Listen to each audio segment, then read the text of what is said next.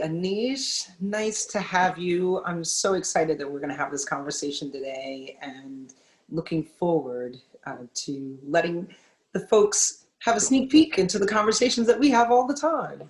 Good to see you again, Monique. How are you? I'm wonderful.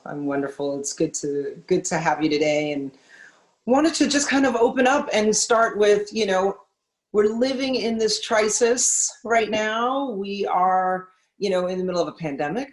We are still in the middle of a lot of economic unrest. And ultimately, we're still in the throes of, civil unrest and injustice and all of those things. And wanted to just get a sense from you, as a CEO of LVMH North America, how have you been managing? What are some of the, macro things that you've seen happen in the last 8 months? And would love to just get your insight. Well, Monique, as I'm sure everybody has felt, this has been quite an extraordinary year in terms of leadership challenges, really one after the other. As you said, we've had a public health crisis and, trying to make sure we keep our people safe. Then trying to make sure we keep our businesses healthy. All of our stores across the country, across all of our group were shut down for anywhere from 6 weeks to 12 weeks around the country. Some of them are still shut down based on local orders in Southern California, Hawaii, and a few other places. So, really protecting our businesses that have been built up over decades, if not centuries, has been a real challenge. As you say, the social justice protests added a new leadership challenge, but in a positive way, they also gave us an opportunity to really jumpstart an agenda that we've had for a long time around improving diversity and inclusion in our organization. I wish it hadn't come to the kinds of unrest and what we saw this summer and still see. But if we're going to take silver linings from these clouds, that's certainly one of them. And then most recently, climate change, which is something that as a group which focuses on, high quality products that are made often by hand and from natural ingredients, we've been worried about the environment and committed to improving the environment for a long time. This year has dealt us a new blow. With the fires in Northern California, we've lost the vintage of one of our maisons out there because of smoke taint. And one of our wineries, the Newton Winery in Napa Valley, was destroyed by fire a couple weeks ago. So that's just the latest thing on top of this sort of pyramid of challenges this year. But through it all, I think what we've learned is something we always knew. It's one of our core beliefs that people make the difference. And I have to say, I have been absolutely astounded and inspired by some of the leaders, how they've stepped up and how they've led their teams through these sort of overlapping crises and are making it work. And in some cases, our businesses are surviving, and in other cases, they're really thriving. And that's only because of our people. Absolutely. Yeah, I do believe that, LVMH has a beautiful triumvirate of people, purpose, and ultimately performance. And, I've had a front seat at watching, you guys go through this in a way that I think is quite extraordinary in terms of, your team really, rising to that occasion and being thoughtful about where they can make, substantial and real change. And of course, that's starting, internally with you and your senior leadership team. And that's a testament to leadership, of course. So, to kind of stay with that, as you have been living through this, there's been a change of consumption. Right. And, and how your business actually had to pivot a bit during this time. So, would you mind just, giving a couple of examples of, some of the things that you had to do in this time to be innovative and stay current and stay engaged with your new circumstances? Sure. Look, I think first and foremost, we learned that the investments that we've made over the last 5 or so years or longer in digital were, thank God we made them, and we probably didn't make enough, and it's not too late to start or double down on those investments. I look at a business like Sephora, which has always been a pioneer in the digital space. Its L2 firm has given it their Genius Award 6 years in a row or something like that. And they saw triple-digit growth in their .com business, and that's from already having an extraordinarily high share of .com penetration prior to this crisis, and they were able to manage that very, very smoothly, and continue, and that, thank God for that, because their brick and mortar fleet is disproportionately in malls compared to sort of street retail. And malls have been the hardest hit, both from a government closure as well as consumer changes in consumer preferences of shopping habits, at least in these last 6 months or so.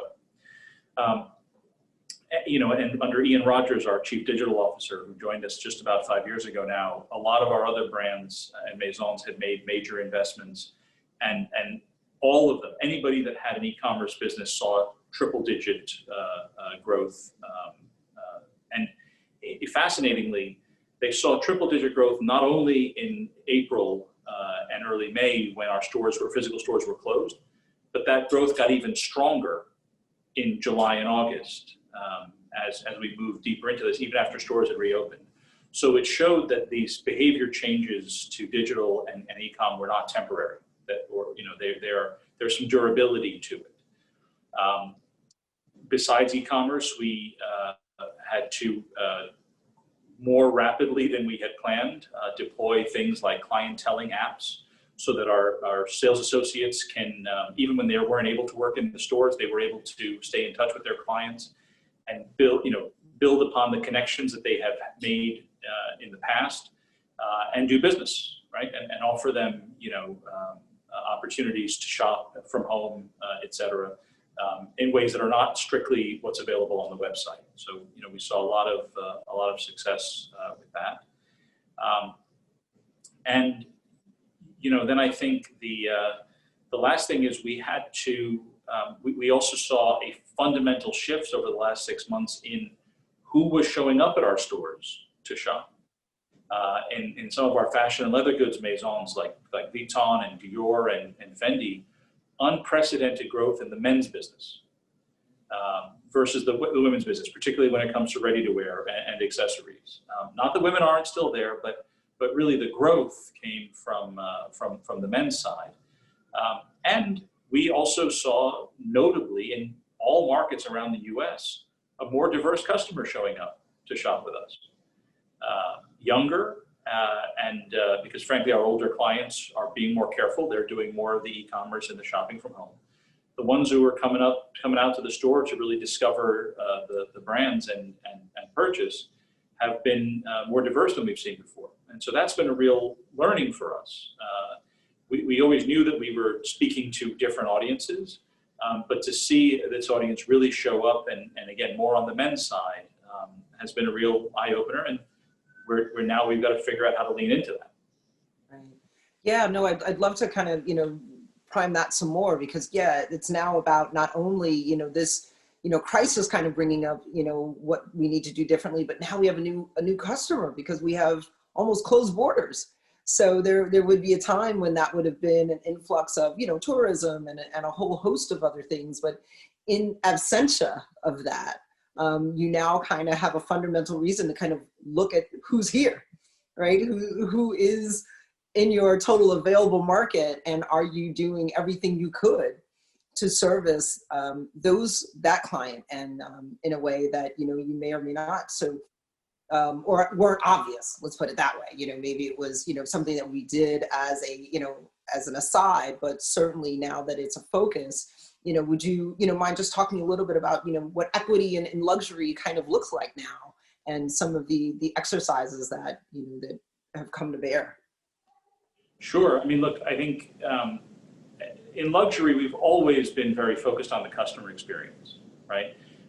I've always said, you and I've talked about this before, that luxury, what makes luxury luxury, is that it's connected to a feeling of accomplishment, because it's something that you've aspired to be able to purchase, to be able to own.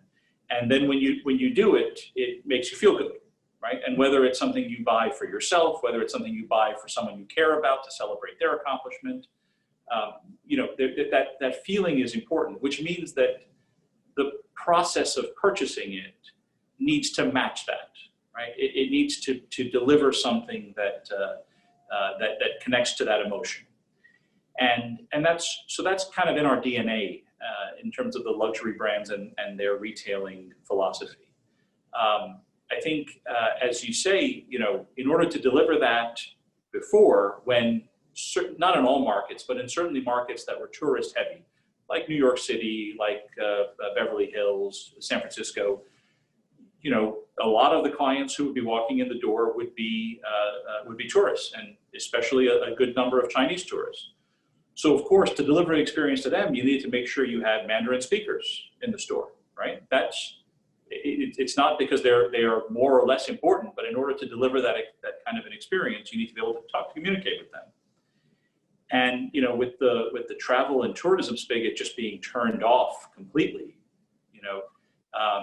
now we are now seeing the clients that are coming in, and we have to deliver that exact same quality of experience to them. And again, it's about making them feel welcome, making them feel comfortable.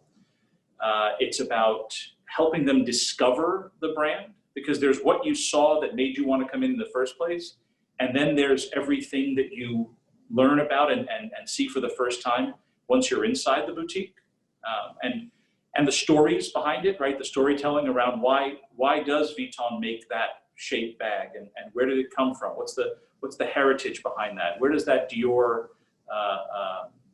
pattern come from in the archives of the brand?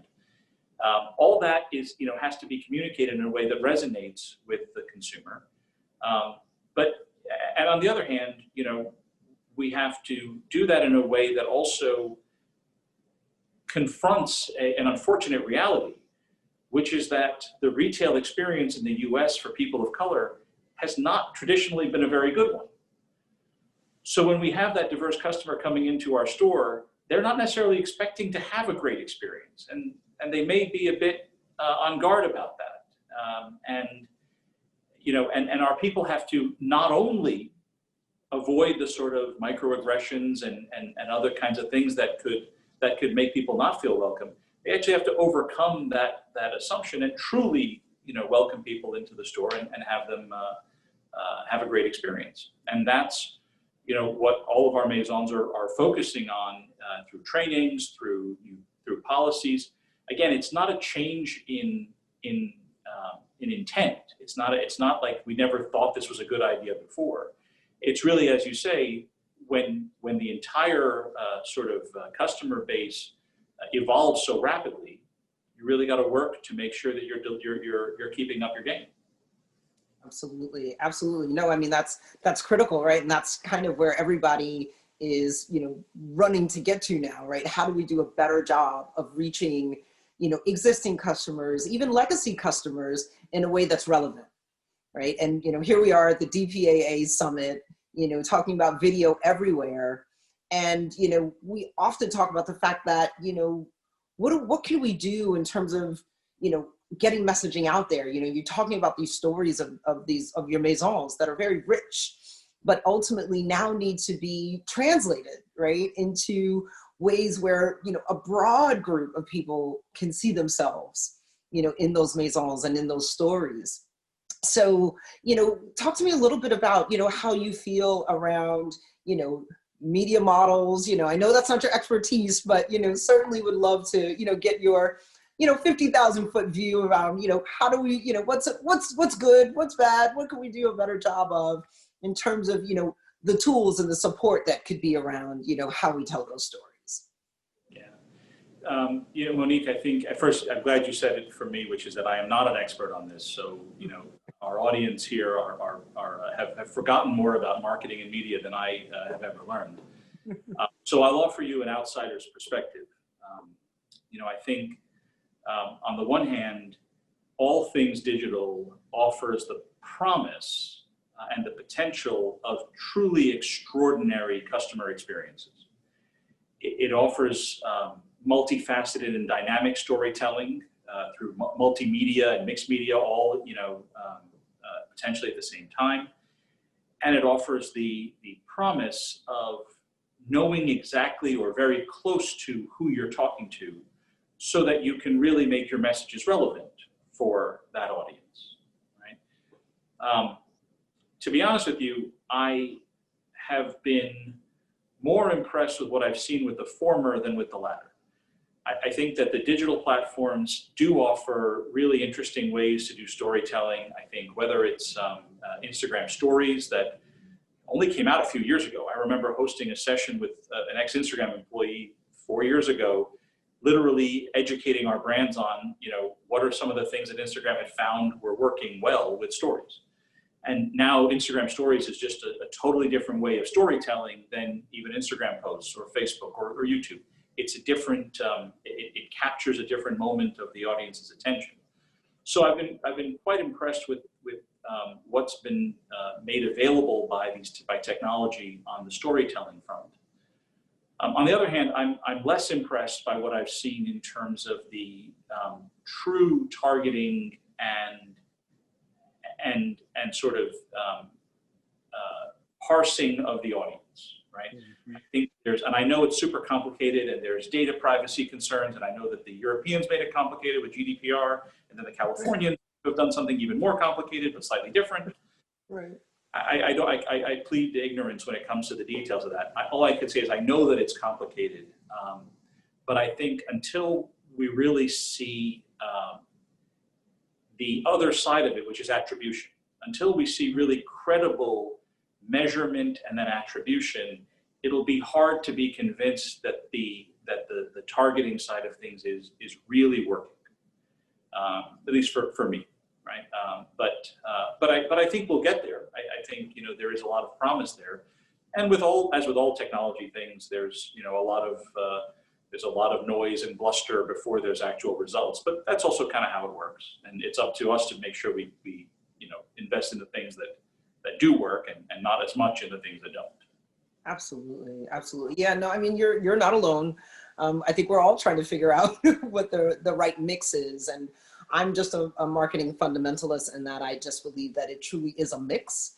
There is no one size fits all. I don't believe there is a silver bullet. I think there are human behaviors. I think there are human tendencies that I think we can help fulfill at many levels. So I think it's a combination of all of the above. And we just need to get much better at understanding what the consumer wants when they want it, and a commitment level that they can see. I think that's spot on, Monique. The one thing I also should say is that we need to be extra careful of, because I don't actually believe that the platforms have this as a real priority, which is brand safety, mm-hmm. right? And with the kind of content that's out there and the super valuable notion of freedom of speech, right? That's right. It is. We really have to be tight on making sure that our content doesn't show up next to something hateful or something derogatory or something just downright inappropriate, right? Right. And so, really making sure that you trust the algorithms to a point, particularly as they get better and better, but there have to be guardrails in place to ensure that you don't end up creating a very negative image attached to your brand. Absolutely, absolutely. So in closing, this has been wonderful. We could talk all day, I know, but we don't have all day. But I would love for you to just kind of talk to the audience about, your thoughts of the future. How do you see 2021 shaping up as we kind of turn this corner? Would love some final thoughts in terms of, how you're feeling, and what would you say in your little crystal ball? Well, so first, I know that there's a lot of talk about out of home and this conference, and for me that is connected to the future, because what I think is so fascinating about out of home is that if done correctly, it delivers a powerful message because the placement is not random. And at the end of the day, we all still live in the real world, despite how much of our lives we spend in the digital world. And the ability to, I think, even as things are so much more digital than they have been in the past, the importance of communicating a connection to place is actually really important, especially for luxury, right? Especially for businesses where the in-person experience is still important. Even if we do a greater and greater share of our business online, there will always be customer journeys that either begin or end in our physical stores and in a physical place, because that's the only place you can truly immerse yourself in the spirit of the brand and really get to its DNA.